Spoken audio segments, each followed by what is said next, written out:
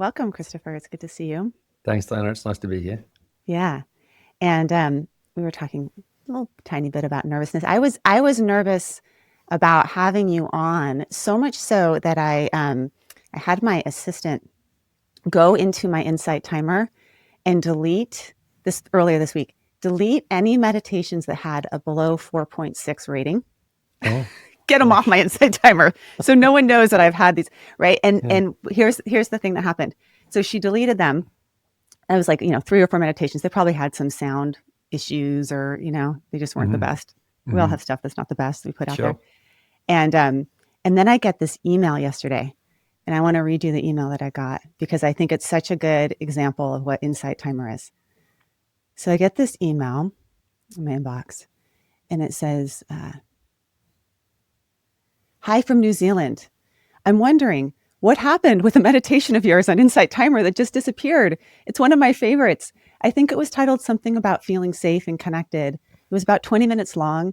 I've been listening to it every day for the last 3 or 4 months while going through a tough time, and it's really helped me."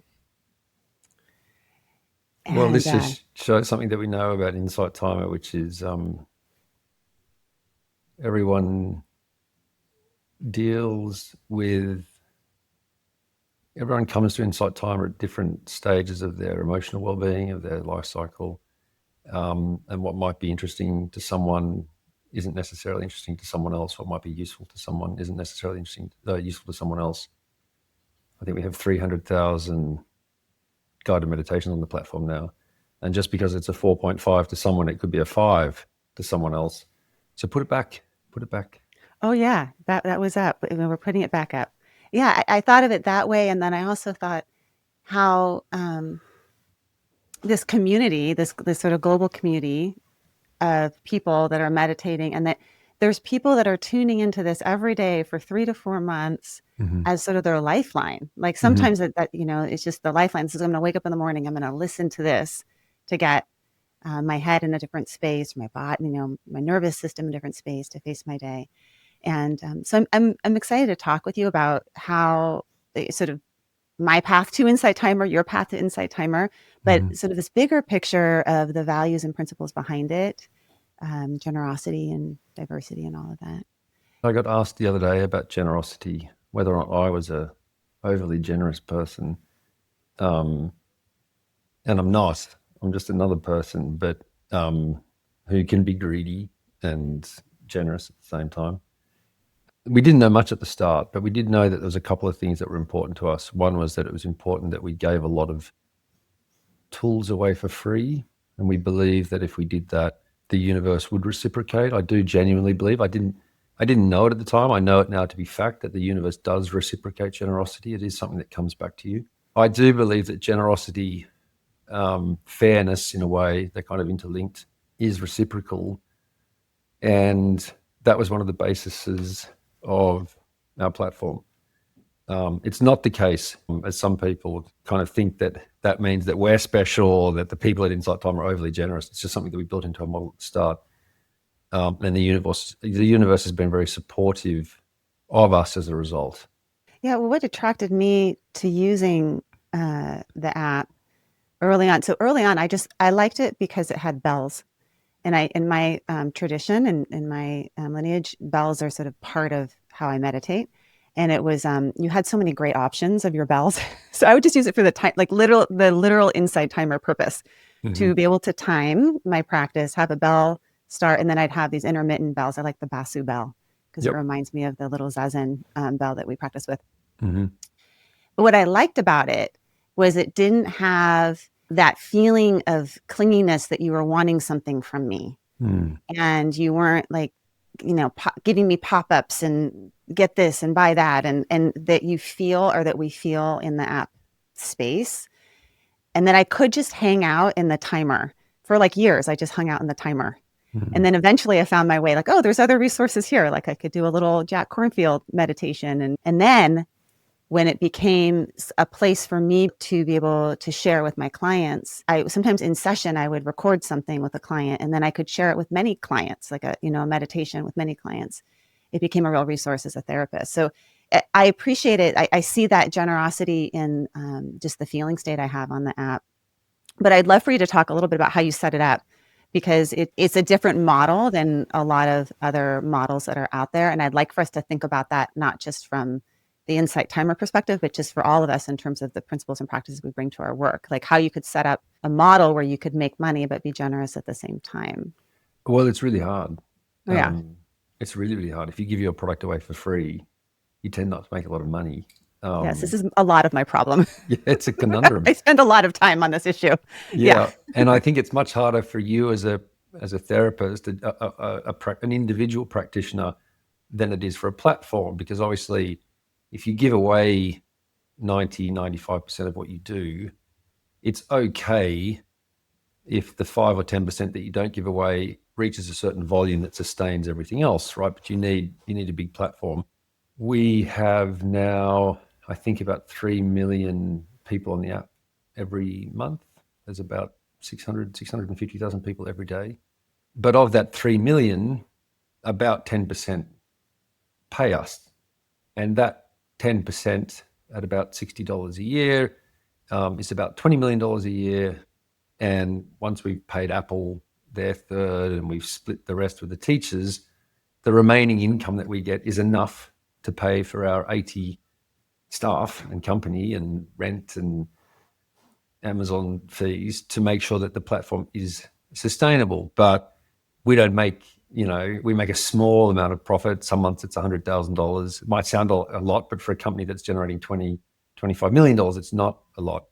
So the freemium model, which is give most of the stuff away for free and hope that you'll get enough people who pay, only works if, well, kind of two things. First of all, you need investors to fund the period of time that it takes you to get the company to a point where it's sustainable. It took us 10 years. We only became profitable in July 6 months ago. Before that, we were losing lots of money, and now we're profitable.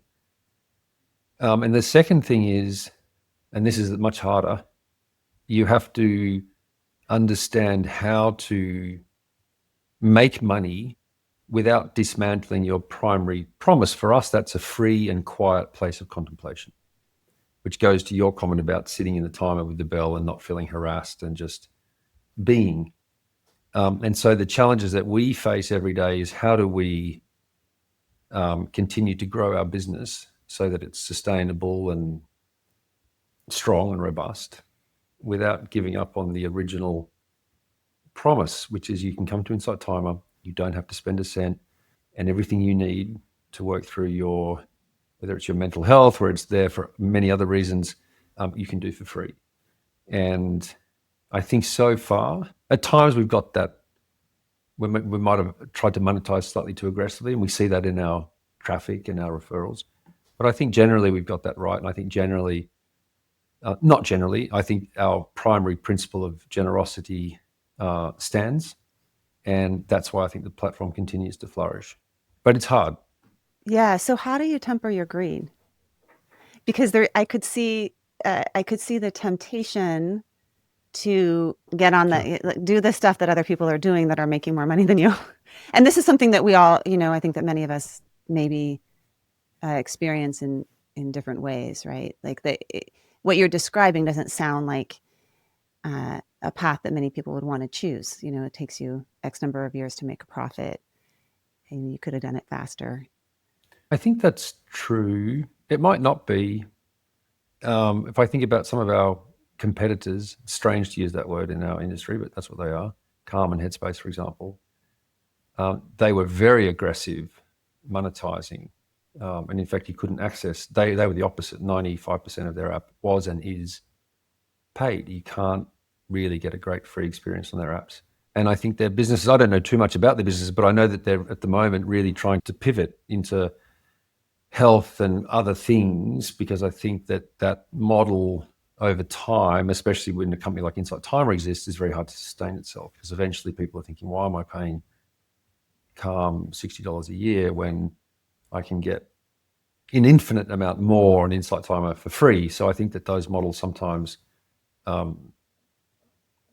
might, in the short term, result in more profits and more users, but in the long term, I don't think the universe does support them. The problem, of course, is when you get very big, like Apple, for example, Hmm. and you have a monopoly, and then you can be as greedy as you like. And that's really what we find now with companies like Meta and Apple, is that these companies exist as monopolies without competition, and they can dictate pricing, and the consumer has no choice. So we're not at that stage. We'll never be at that stage. You have to get very, very big. There are very few companies that can dictate pricing without fear of kind of consumer backlash. Hmm. And so the honest answer to your question is, how do you make sure you don't become greedy? I'd love to give you a sort of a moral answer, but the truth is, commercially, it just doesn't work, right? If we become too greedy, Insight Timer is a community of people. And communities, by definition, are people that congregate around a shared set of ideals. So if I wade into that community and say, hey, guys, it's now all super expensive, community will disappear, as they should, because it's generosity and free is one of the foundational promises of our community. Because we need to show kids coming out of uni, younger generations, that you can build a company that has values and that cares about something greater than money, and also make money. There's nothing wrong with, I've said many times, there's nothing wrong with profit. Profit shared, wealth, can be very helpful, can be very useful, can be very powerful motivator and tool. That orphanage in Indonesia, if it wasn't for Insight Time, it wouldn't exist. Right. And those kids wouldn't have an education. The problem we have today is a very small group of individuals that run an even smaller group of companies have absented themselves from responsibility and from fairness, and they've become incredibly greedy and taken far too much from everyone else. They extract rather than contribute. And so profits become this dirty word, and it's not. Profit's necessary. There's that great saying, we tried the poverty model and it doesn't work. If Insight Timer didn't make money and wasn't profitable, we couldn't do what we do. And so I want Insight Timer to be successful. I want Insight Timer to be the biggest company in the world. I aspire to that. I am a capitalist, but I just want to do it in a way that people, especially my kids, can look at me and say, yeah, he did that, but he did it the right way, not the greedy way. And I said on a podcast the other day, I said, I often wonder what I'll be like if Insight Timer does become hugely successful. Will I be another one of those? They're always men that kind of gets rich and sort of throws their values out. I don't know. But Hmm. I know right now, I think Insight Timer is very harmonious and a net a very positive contributor to the planet. Yeah. Yeah. It's interesting with this. I work a lot with like I have therapists that are my clients, Mm-hmm. right? And I'm a therapist. And one of the things about meditation teachers, mental health providers, is that we're almost like trained up to not make money. Like Mm. that you can't be helping people and also Mm. want to make money at the same time. That there's a sort of a like a minimalist model, and so much so that we have, at least a lot of the clients that I work with, and including myself, have a hard time asking to Mm. get paid for our work, and we'll do a lot of things for free. And at the same time, I mean, I think there's actually there is some benefit to that perspective. Like, I would do this for free Mm. because I love it, and at the same time, even though I would do it for free because I love it, I also deserve to get paid. So I appreciate that you are paying meditation teachers Mm. for their work. And at the same time, I have this, as we all worry about AI destroying everything, Mm. um, I had this worry with you all when I don't know, it was like a year ago, you were the first company to reach out to me and say, can we have permission to do this? I don't know what it was, something you were doing where we I take your do. voice and put it in Italian. Mm-hmm. Can we turn Diana into the Italian Diana? Mm-hmm. I was worried that, wow, I'm putting all this content onto this platform, and I do feel a trust. Mm-hmm. You're very clear with all of us when you are, changing things and down payments and all that kind of stuff. Mhm. But I had this trust with you, and then I had this moment of, ooh, is AI going to come and take all of these meditation teachers' work Mhm. and not need us anymore? Mhm. You know, so The short I'd love to answer get is your sense of, because I know yeah. you're not a big fan of AI, but you're definitely using it. Yeah. Um, I just want to make sure that I answer that question correctly. Okay. I started out, I don't like the people who are making decisions about AI at a macro level. I don't trust them. Yeah. I don't think that Sam Altman is honest. I think it's important I say that. I'm not questioning him as a person or as an individual, but I think it's clear that some of these things that he said about AI have turned out not to be true. Um, I don't think that the people who run the major tech platforms are honest either about AI. I'm going to caveat that, which is I don't think that they're necessary. I don't think it's a malicious dishonesty. I think that the green-eyed, the greed is kind of sort of presented itself. And we shouldn't have something as powerful as AI in the hands of a few private corporate individuals. We don't put nuclear weapons in the hands of a few individuals. We have regulation and government and process and politics that determine how these things get controlled. And it angers me a lot when people like Sam go on podcasts and say, you should be frightened. You should be frightened of AI. It's Mm. terrifying. But trust me to make those decisions on your behalf. Like, absolutely no way. Certainly not on my behalf, but absolutely not on my children's behalf. I have an issue with the governance of AI. That's a certainty. We use AI at Insight Timer because it makes us smarter and better and helps our users connect with teachers more. There's a whole lot of things in the background that we do. We call it ambient intelligence. It's not creating a teacher replica, although I'll talk about that in a minute because I think it's inevitable that Mm-hmm. that's going to happen. So we use AI for lots of different things. We have to. If we don't, we'll be dead in the water. There are AI companies popping up all the time trying to kind of build mental health platforms and solve people's problems and put teachers in front of them that are fake and they're very sophisticated, very sophisticated. I have demos that I've built internally with my team where we can take any teacher on our platform, we can run their voice through a synthesizer, we can take the guided meditations, and then we can say, give me a guided meditation about yellow flowers in a vase. And 10 seconds later, I can have Diana Hill talking back to me in Diana's voice with a In meditation Italian. about in Italian. And not only that, but I can take you speaking English and map Italian. And the AI is smart enough now to make sure that it doesn't look like it's being dubbed. If you look at a dubbed movie, you can always tell that it's dubbed. Those days are over. It looks like you genuinely speak fluent Italian because your lips move at the same cadence as the words. It's frightening. I have a video of me speaking Chinese, and it looks like I speak Chinese. Yeah. You would not know the difference. Mm-hmm. I'll get to that in a second. So I think there's a very exciting opportunity in some parts of AI and a terrifying conundrum in others. Where it's exciting is the ability for AI to understand whatever challenge you might be going through and then to find content on our platform, teachers and snippets of content and mantras and intentions, and provide them back to you in real time, and then to constantly kind of personalize your experience so that you get genuine help.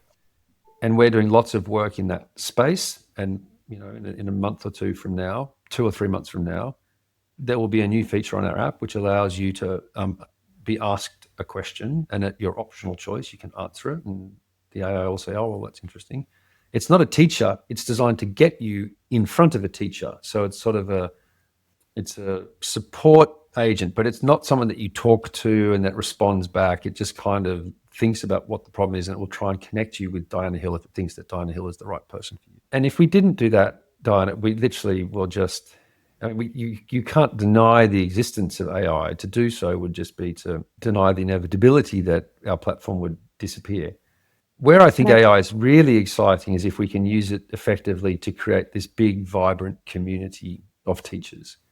One of the decisions we made recently is we're going to launch an entirely new version of our live platform. We think there's so much opportunity inside live for our teachers to, in real time, talk to their audiences, promote their courses, their books, their retreats. We think there's something big potentially to go on there, to charge for people to enter those live experiences so that teachers can start to kind of create a recurring income.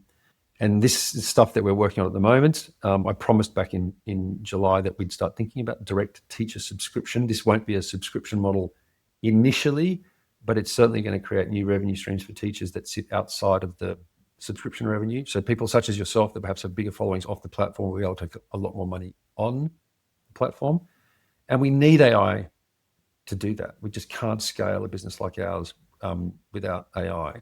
Putting that aside, how long is it before AI replaces Diana Hill?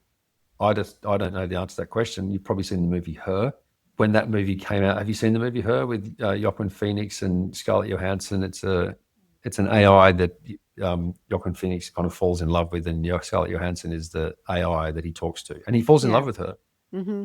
Yeah, And yeah. at the time when it came out, I don't know, 3, 4, 5 years ago, it was like, oh, that will never happen. And now I can see that happening reasonably quickly. And I have no answer to that. I don't know if people will eventually. There's something about the teacher student relationship that's built on the fundamental basis of care.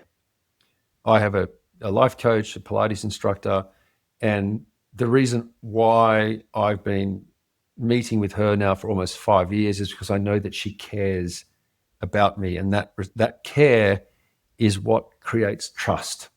Right. And what I don't know is, will someone feel cared for by their AI teacher? I Can think they will. Yeah, absolutely. I think they'll feel cared for. I'm not worried about Diana Hill being replaced, in primarily because I still meet with people in person. The yellow mm, flowers in my office are there for the person that's sitting on the couch, that when they want to look away because they're thinking about something and it's hard for them to look me in the face while they're talking about something, they have something nice to look at. And then AI doesn't know why those yellow flowers are there, the story behind the yellow flowers. Yesterday I was having a hard day and my husband came home and he brought me flowers. mm, And then I kind of hated the bouquet that he put together because he put these short yellow flowers with these tall. It's not the bouquet that I would put together, but I put it in my office anyways, and it's kind of awkward. I mean, all mm. these things that are the nuances of humanity that I don't think AI quite has or will have. So I'm not worried about that. What I worry about is that if we invest all of our energy into that, I mean, I'll just go back to listening to the bell. you know, if that were to happen, if all the teachers just become AI, then I would just okay, then I'll just go listen to the bell and I'll meet with the teachers in person. So I Yeah. think there is an aspect of I have trust and insight timer because you have a longevity to you of making wise decisions around Mm. the company. And I do think as consumers, we need to start thinking about that in terms of when we're choosing an app, just as when we're purchasing something or we're choosing where to put our kids to school or we're choosing what books we put in our bookshelf, right? Or what social media we're going to follow or not follow, that we need to be a little bit more intentional behind what we're consuming so we don't get into that matrix of whatever it is, her.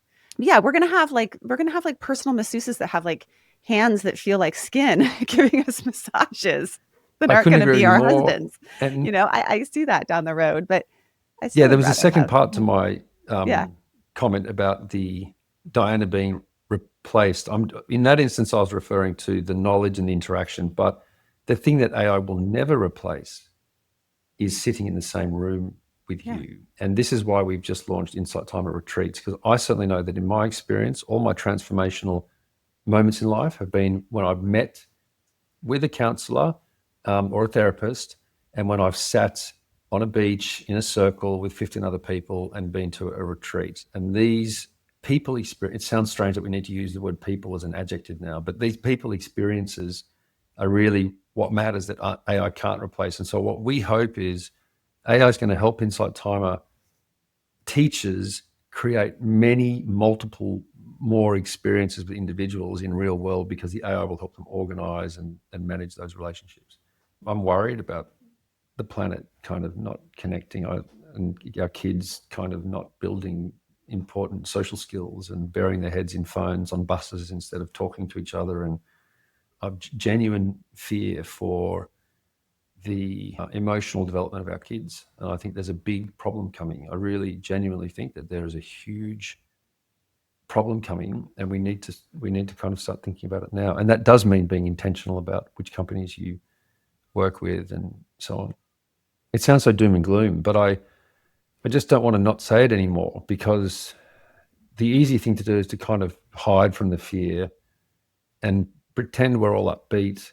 But what's happened in the last 3 months in the US means that we have no choice anymore. We have to kind of, I was saying to someone the other day, I'm so tired of the extreme left and the extreme right. Like the 95% of people who sit in the middle just want happy kids and noodle salad and coffee. They've got no voice because we have these two extremes just shouting over the top of us about their extreme positions. None of them care about the real issues. All these two extremes care about themselves.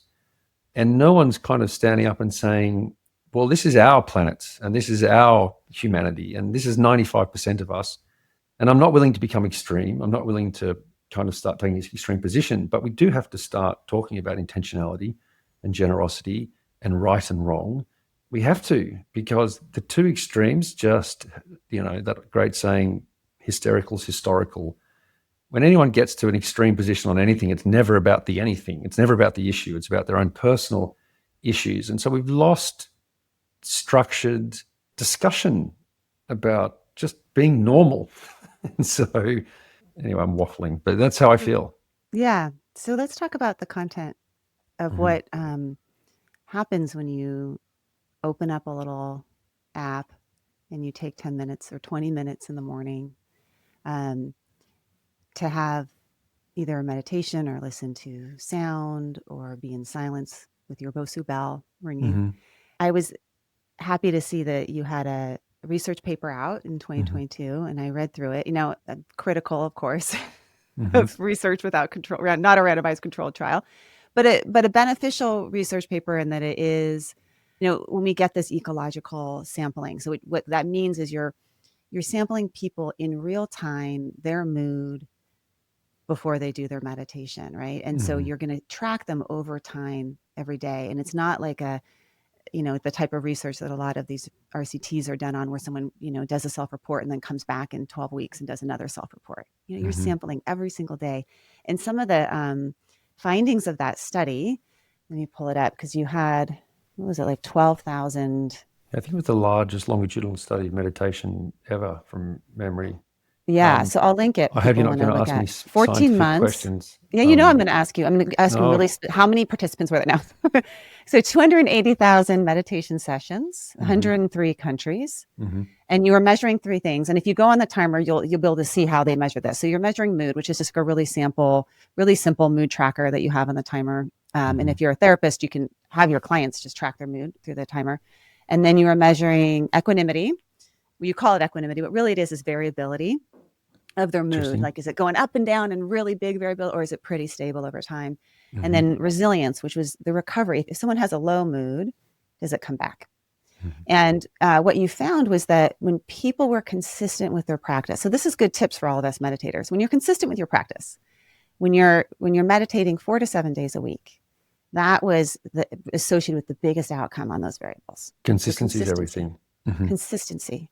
Mm-hmm. And then the other thing that I thought was fun was that when you have a variety of practices Mm-hmm. and you're doing both the sort of the interoceptive, the inner practices. So like if you're doing some breath work or paying attention to your breath, but you're also doing that, the practices of paying attention to something like compassion or loving kindness, Mm-hmm. having that variety was also associated with a beneficial outcome. And that morning practice. So I like this. I like these research studies because they give us a little bit of like, okay, so if I'm going to start a practice, I want to do it, 4 to 7 days a week. I want to do it in the morning, and I want to sample around a little bit. Mm-hmm. And then if you've been in your practice for a while, so you even had the data on people that had done 20 sessions or more, Boy, you For did. those You got folks, right into it. It's of good. course, I read the whole thing. So for those folks, if you've been in it for 20 sessions or more, then you want a longer practice. Mhm, You want to go to like the 20-minute or the 30-minute so that mhm. you get that deeper. I have some 5-minute stuff that I offer on my Insight Timer, but get into some of those 20 minutes, like my friend that emailed me from New Zealand. She's like, I've been Sure. listening to your 20-minute meditation every day. That we can also grow with the app and with our meditation. So I appreciated that study that you're doing that type of work. And I think it kind of aligns with, um, you're collecting data, but you're using it in a way that is helpful for us, not just to sell us more stuff. Yeah, look, I mean, the consistency thing to me, it was good to have some sort of empirical data on that because we thought that was true, but now we know it's true. Mhm. The variety one was interesting to me because I suspected that might be true rather than thought that might be true. To simplify it, it's kind of like you've got the sort of the scientific practices, and then you've got some slightly more esoteric practices or practices that might be considered a bit woo-woo or things like that. I know they're not, but I'm just saying in terms of the Oh, they are, and it's okay to say yeah. it. I just don't like the term woo-woo because I think what we're finding actually is that a lot of these things are actually have what we know now have genuine sort of scientific basis of benefit. It's cliched, but variety is the spice of life, and practices are hard. I really struggle with my meditation practice, and I say this a lot. I can go for months without meditating, and I struggle to bring myself back to it. But I think the best conclusion I can come up with is that other study, which is that my children are bilingual, French mum, Aussie dad, and there are studies that show that children that are bilingual from a very early age, first of all, it takes them slightly longer to talk, but they have much more equanimity and much more resilience later on in life because subconsciously they realize that there's more than one way of doing things. So they're not attached to this notion that things have to be subconsciously this way. They know there's at least two. And if you know there's And two, for they could. perspective taking too, they're able to get behind into other people's minds, Mhm, right? Because they can be in different cultures, different languages. mhm. Yeah. And what we know is we have some people who come to the app and we ask them at the start. Sometimes we run tests and we say, look, are you more scientifically based? Do you have a secular belief system, or out on, spiritual, religious? And what we usually find is the group of people that start very scientifically they can meander a little bit over, and they're not as scientific and they're not as anti-spiritual as they think they might be. And that's very interesting for us to watch at an anonymized kind of level, that everyone at some level has a great deal of spirituality, some sort of baked in. Some of that gets hardened out, I think, through whatever life experiences. But once they start to sit, release, and find themselves in a place such as Insight Timer where it is okay to be vulnerable, it is okay to just sit and kind of not be observed, they'll kind of come back to center. And that's Mhm. very interesting for us too. Can we talk about straying from practice, struggling to practice? I'm the poster child. So yes, ask me whatever you I want. think everyone thinks they're the poster child, but they don't say it. It's my Yeah. responsibility to tell people I run the biggest meditation platform on the planet and I stray from my practice. And I say it often and loudly Yeah. so people don't sit there. Yeah. Yeah. Well, what I noticed, again, this is like, Jonathan Haidt would say everything is the fault of the phone. I think there is a bit of a fault of the phone around our practice changing and our attention. I had to reconfigure my phone so that on the main page there's only two little icons so that I open up in the morning. I have the Insight Timer app and then I have my settings app. So I can change my settings and go on Insight Timer. So there's no other things that I see on my main page. Mm-hmm. I have to work to get to some of the other ones. But Wow. I think many of us are even if we've been long-term practitioners, we struggle, we stray. So what do you do with that? Being the poster child means I'm the worst person to answer that question Not really. because You're the best person to answer it because that means you've come back if you've strayed. I do come back. I do Yeah. come back. Variety is important. I first started meditating through Vedic meditation, so 20 minutes twice a day with a mantra. Hmm. And the truth is, I did it because I thought I should do it. And I never really kind of connected with that kind of meditation. For some people, I have people who work for me that's their only form of meditation. My brother is a Vedic meditation teacher, and that's what he does. I don't like the monotony of it. I don't like repeating the same word again and again and again. And actually, what we're doing now on the app is we're finding that there are other things beyond meditation that are equally beneficial to mental health: deep breath work, short reflective moments throughout the day, journaling, expressing gratitude, setting intentions, going for a walk, chanting, praying. There's just lots and lots of things that an individual can do, and they're always different to the individual. And in fact, we have a release coming out on the app. You're the first person I've told this, but there's a release coming out in 2 weeks' time. It'll be a test, so it'll be a cohort. It won't be for everyone, where we're going back to kind of, in fact, there'll be a slide up that says it's like 2018 all over again, because actually what we're doing is we're going back to the old version of the app, because we've learned a lot in the last 5 years about how we monetize and what drives habit forming and so on. And we didn't know those things back then, but we know them now. And so what we think we've done while learning these things is we've let the app kind of career off in a good direction, but not the best direction. And so actually what we're going to do is we're going to take all those learnings about habit forming and different types of practices, some that aren't audio, like for example, setting intentions, expressing gratitude. And we're going to reintroduce those onto the home screen. So the home screen will be very different looking. The map's going to be back on the home screen because that was such a I love the wonderful, map. You see yeah, who's meditating at the same time yeah. you're meditating. That was like That the was the best. brand asset. That was what Yeah. centered people. I I think know. that was I was 50% of bummed the you took that practice. off. Yeah, well, so it's coming back. We've built a new gratitude wall so people will be able to express their gratitude publicly. We have that as a group in the app. People use it all the time, but we're actually going to bring that out to the front. And so I'm going to answer your question slightly differently, which for me, it's not about coming back to my meditation practice per se, although that will be the case for many people. For me, it's about finding multiple things I can do throughout the day that help me center and reconnect and remind myself of what's important. I suspect that these non meditative practices, if done with consistency, will result in me returning to meditation, if that makes sense. I think we've reached this point where it's just so hard to maintain 20 minutes of silence twice a day in this chaotic kind of cesspool of life that we live in. It's really hard to just drop in and suddenly be centered and still. And I think we need to train ourselves to get there. If you look at, say, Duolingo, for example, I've studied Duolingo a lot. There are things that they do really well, there are things that I don't like that they do. But they have a team of people who work at Duolingo whose primary focus is to shorten the length of one of their language learning courses down to about 60, 80 seconds.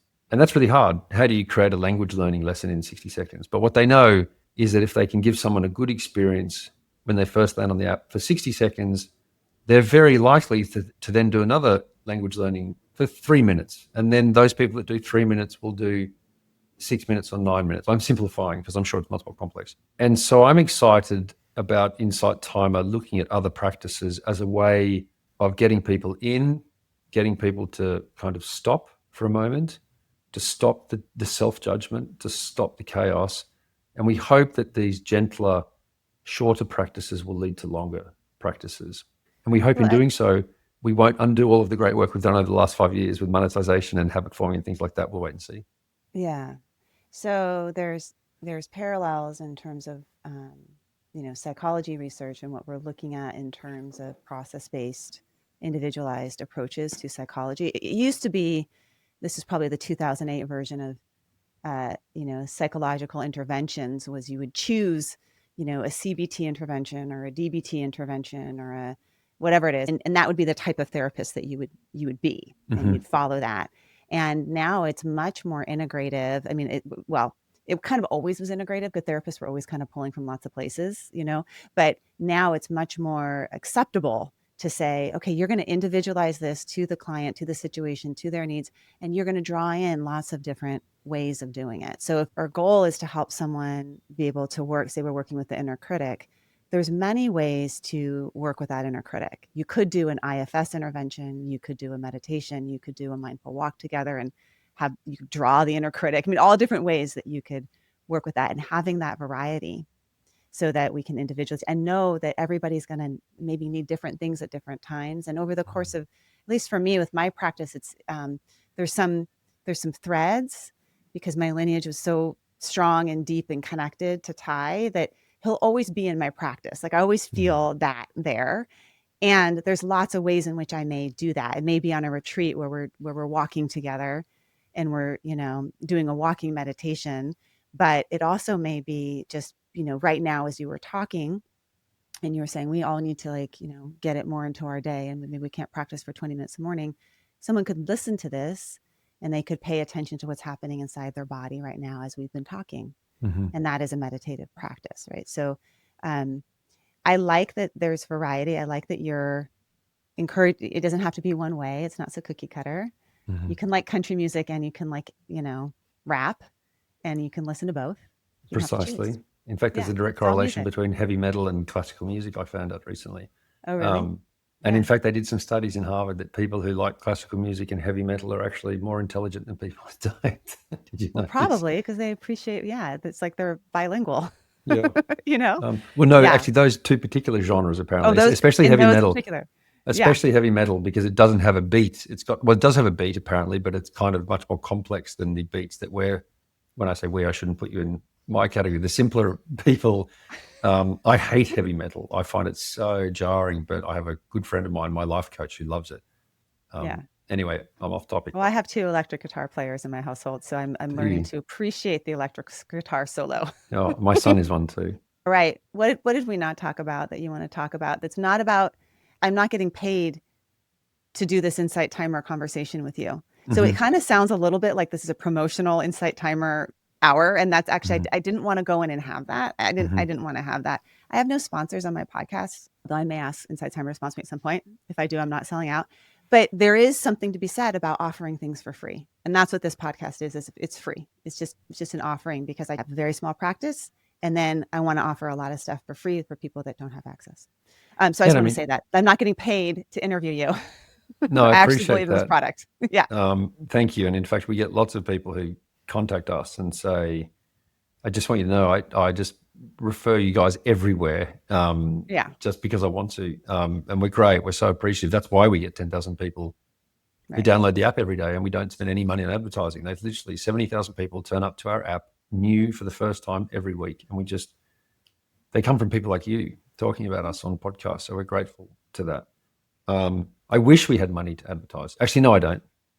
That's kind of a It's throwaway just line. I not, shouldn't have it said. doesn't sound, it sounds good. You kind of wish Mm. you had that, like there's that thing of you wish you were big, but I've seen the other side of it. It's not pretty. You're locked in, Yeah, you actually, that know? wasn't true. I think what I Yeah. meant is I wish we know that we need to get to 50,000 downloads a day in order for us to be kind of do everything we want to do properly, to invest in a better therapy platform, to invest in a counselor platform, to invest more in our teachers, more live, more curation, better, bigger guests. Mhm. We need more developer. Like we just need a million different things. And we can't do all those things until we kind of just get much bigger. So I don't wish we had advertising budget because I wouldn't spend it on ads. I just wish we had more people so that we can somehow find a way to go from 10,000 people a day to 50,000 people a day.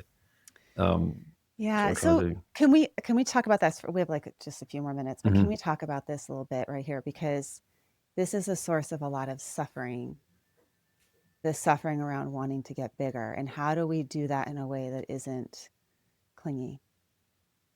Because I experienced that from, like I just wish I could sell more books or I could get asked to speak at this conference. Mm-hmm. And then if I were just to look at what you've done, Christopher, and what you've created, and yeah, you may get bigger.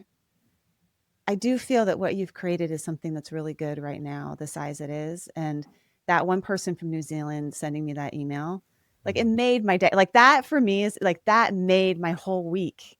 Mm-hmm. Is It's that that one person saying, I'm listening to your thing when I'm having a hard time? there's a book that I'm reading at the moment called The 4,000 Weeks. Oh, yeah. Oliver Berkman. Yeah. Yeah, and there's the tyranny of the future in it, which is like Mhm. thinking that things will get better in the future, and just how destabilizing that is to your present happiness. I don't want to kind of give your listeners the wrong impression. I do feel very at peace with where Insight Time is at and the fact that we've built a sustainable platform.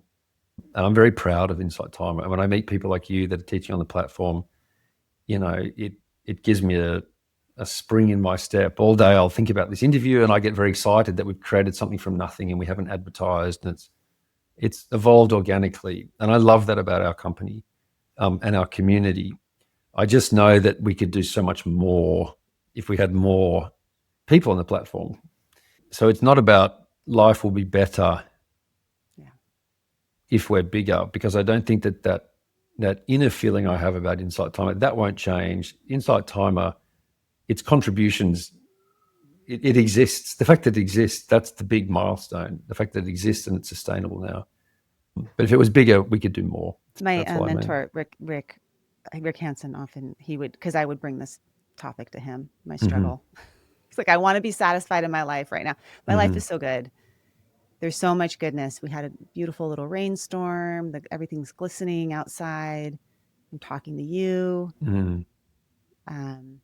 It's just so good right now. And he would say, it's okay to have aspiration. Like aspiration is part of our practice, and it's okay to want it to be bigger or to help more people or whatever. But the practice is aspiration without attachment. And that is what I want to, say, that I do feel like it's okay for us to say, I want it to grow. You could reach more people. That would be so lovely. And my happiness is not attached to that. My happiness is here and now, and I can tap into my happiness right now. I can find happiness in this moment without it changing at all. Yeah, I think I reached that point maybe a year ago where I realized that I wasn't Insight Timer. I detached from the brand and I said to my investors a couple of years ago, I said, if Insight Timer doesn't make it, I'll be okay. Do you know what I mean? I think the minute I kind of crossed that threshold, actually Insight Timer started to expand and grow much, much faster. So yeah, I've really enjoyed, Diana, really enjoyed spending time with you today and talking, and thank you for the opportunity to come and talk about Insight Timer. Yeah, thank you. Thank you for creating it. You've been in this office space with me many, many hours. So appreciate you and the work that you've offered into this world. And for those that want to go download Insight Timer, if you're a therapist, this is an intervention that you can do. You can get your client right there on the couch, download it, pull up some meditations, start small, some meditations that they may want to try, and then assign it for homework. And especially if you want to support your clients in doing things outside of session, right? And you can tell them, there's research on this particular app, 4 to 7 days a week. Consistency matters, and variety matters too. So you don't feel like you have to do just one thing. Play around with it, go explore, be creative, and see what fits for you. Everybody is different in terms of what's going to work for them, what fits for them. Okay, well, thank you, Christopher. Have a lovely rest of your day. And, thanks, Diana. Thank you. Thank you so much for listening to this episode of the Wise Effort podcast. Wise Effort is about you taking your energy and putting it in the places that matter most to you. And when you do so, you'll get to savor the good of your life along the way. If you would like to become a member of the Wise Effort podcast, go to wiseeffort.com. And if you like this episode and think it would be helpful to somebody, please leave a review over at Podchaser. I would like to thank my team, my partner in all things, including the producer of this podcast, Craig, Ashley Hyatt, the podcast manager, and thank you to Ben Gold at Bell & Branch for our music.